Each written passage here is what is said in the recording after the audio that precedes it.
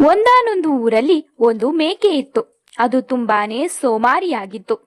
ಕಷ್ಟಪಟ್ಟು ದುಡಿಯೋದು ಅದಕ್ಕೆ ಸ್ವಲ್ಪ ಕೂಡ ಇಷ್ಟ ಇರಲಿಲ್ಲ.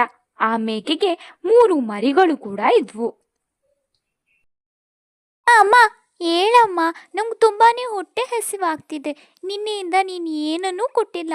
ಆಹಾರ ಎಲ್ಲ ಖಾಲಿಯಾಗಿದೆ. ಅಮ್ಮ, ನಮ್ಗೆ ಆಹಾರ ತಂದ್ಕೊಡಮ್ಮ.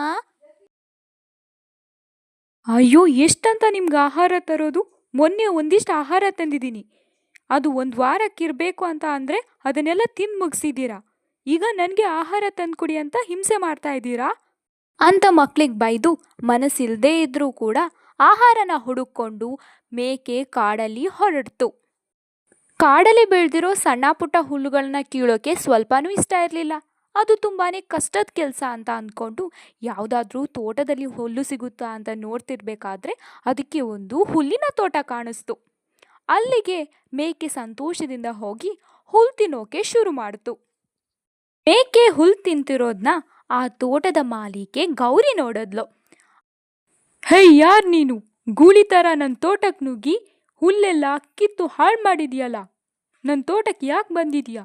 ಇದನ್ನು ನಾನು ತುಂಬ ಕಷ್ಟಪಟ್ಟು ಬೆಳೆಸಿದ್ದೀನಿ. ಇದನ್ನು ಹಾಳು ಮಾಡೋಕೆ ನಿನ್ಗೆಷ್ಟು ಧೈರ್ಯ? ಇದಕ್ಕೆ ನಾನು ಶಿಕ್ಷೆ ಕೊಡಬೇಕಾಗತ್ತೆ. ಸುಮ್ಮನೆ ಇಲ್ಲಿಂದ ಹೊರಟು ಹೋಗು. ಯಜಮಾನ್ರೆ, ನನ್ನ ಮಕ್ಕಳು 3 ದಿನದಿಂದ ಆಹಾರ ಇಲ್ಲದೆ ಹಸಿವಿನಿಂದ ಒದ್ದಾಡ್ತಾ ಇದ್ದಾರೆ. ದಯವಿಟ್ಟು ಸ್ವಲ್ಪ ಹುಲ್ಲನ್ನು ಕೊಡಿ. ಅಯ್ಯೋ ಪಾಪ, ಮಕ್ಕಳಿಗೆ ಹಸಿವು ಅಂತ ಹೇಳ್ತಾ ಇದೆಯಾ, ಆದರೆ ಉಚಿತವಾಗಿ ಹುಲ್ಲು ಕೊಡೋಕ್ಕಾಗೋದಿಲ್ಲ. ನೀನು ಪ್ರತಿದಿನ ಬಂದು ತೋಟಕ್ಕೆ ನೀರು ಹಾಯಿಸೋ ಕೆಲಸವನ್ನ ಮಾಡು.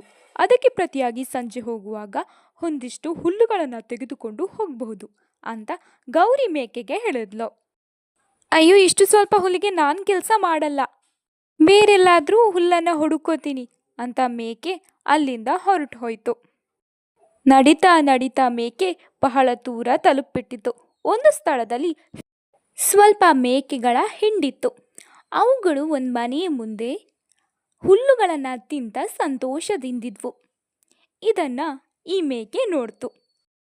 ಓ, ಇವರು ಕೂಡ ನನ್ನ ಜಾತಿಯವರೇ. ಇವರು ಹುಲ್ಲನ್ನು ತಿಂತಿದ್ದಾರೆ.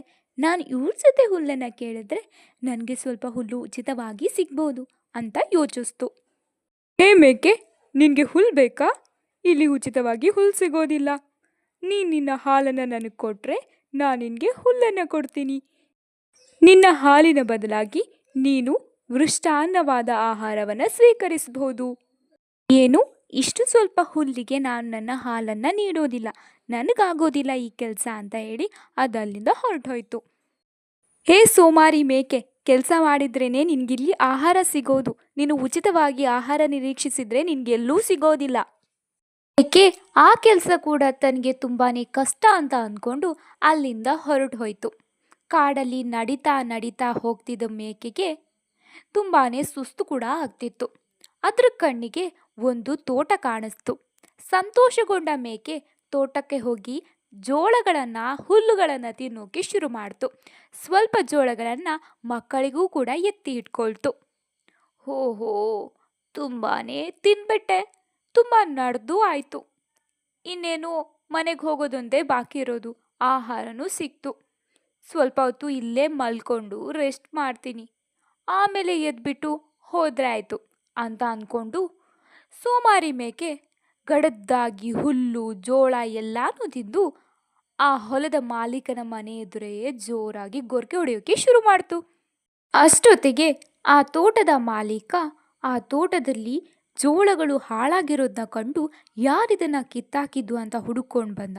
ಹಾಗೂ ಮಲಗಿದ್ದ ಮೇಕೆಯನ್ನ ಹಗ್ಗದಲ್ಲಿ ಕಟ್ ಹಾಕ್ತ. ಏ ಮೇಕೆ, ನನ್ನ ತೋಟನ ಬಂದು ಹಾಳು ಮಾಡಿದ್ಯಲ್ಲ, ನಿನ್ನನ್ನು ಸುಮ್ಮನೆ ಬಿಡಲ್ಲ. ದಯವಿಟ್ಟು ಕ್ಷಮಿಸಿ ಯಜಮಾನ್ರೆ, ನನ್ನ ಮಕ್ಕಳು ಊಟ ತಿಂದೆ 3 ದಿನ ಆಯಿತು. ಅವ್ರಿಗೋಸ್ಕರ ಊಟನ ಎತ್ಕೊಂಡು ಹೋಗಬೇಕು ಅಂತ ಅಂದ್ಕೊಂಡೆ. ಆದರೆ ಆ ಮಾಲೀಕ ಕೇಳಲಿಲ್ಲ. ಇತ್ತ ಕಡೆ, ಅಯ್ಯೋ, ನಮ್ಮಮ್ಮ ಹೋಗಿ 4-5 ದಿನ ಆಯಿತು, ಇನ್ನೂ ಬರಲೇ ಇಲ್ಲ. ಅವ್ರಿಗೆ ನಮ್ಮ ಮೇಲೆ ಸ್ವಲ್ಪ ಪ್ರೀತಿನೂ ಇಲ್ಲ. ನಮಗೆ ಪ್ರೀತಿ ಇದೆ, ಅವ್ರನ್ನ ಹುಡುಕ್ಬೇಕು. ಮಕ್ಕಳು ಅಮ್ಮನ ಹುಡುಕೊಂಡು ಹೋದ್ವು. ಈ ತಾಯಿ ಮೇಕೆ ಅಲ್ಲೇ ಇದ್ದ ಒಂದು ಇಲಿಯ ಸಹಾಯದಿಂದ ಆ ತೋಟದ ಮಾಲೀಕ ಕಟ್ಟಿದ ಹಗ್ಗವನ್ನು ಬಿಡಿಸ್ಕೊಳ್ತು. ಹಾಗೂ ಅಲ್ಲಿಂದ ತಪ್ಪಿಸ್ಕೊಂಡು ತನ್ನ ಮಕ್ಕಳನ್ನು ನೋಡೋಕೆ ಮನೆಗೆ ಬಂತು. ಮನೆಯಲ್ಲಿ ನೋಡಿದರೆ ಮಕ್ಕಳು ಯಾರೂ ಕೂಡ ಕಾಣಿಸ್ತಾ ಇರೋದಿಲ್ಲ. ಇದರಿಂದ ತಾಯಿ ಮೇಕೆ ಕಂಗಾಲಾಯಿತು. ರಾಮು ರಾಮು ರಾಮು ಸೋಮು, ಮಕ್ಕಳೇ ಎಲ್ಲಿದ್ದೀರಾ ಮಕ್ಕಳೇ? ತನ್ನ ಮಕ್ಕಳಿಗಾಗಿ ಊರಿಡೀ ಹುಡುಕೋಕೆ ಶುರು ಮಾಡಿತು. ಅಲ್ಲಿಂದ ನೇರವಾಗಿ ಗೌರಿಯ ತೋಟಕ್ಕೆ ಬಂತು. ಗೌರಿ ಅಕ್ಕ, ಇಲ್ಲಿ 3 ಮಕ್ಕಳು ಬಂದ್ರಾ, ನೀವು ನೋಡಿದ್ರಾ ಅಂತ ಕೇಳಿದ್ಲು. ಹೌದು, 3 ಮಕ್ಕಳು ಬಂದಿದ್ರು. ನಾನೇ ಸ್ವಲ್ಪ ಹುಲ್ಲನ್ನು ಕೊಟ್ಟು ಕಳಿಸ್ದೆ. ಆದರೆ ದುರದೃಷ್ಟವಶಾತ್ ಆ 3 ಮೇಕೆಗಳನ್ನು ಹುಲಿ ತಿಂದ್ಬಿಡ್ತಂತೆ.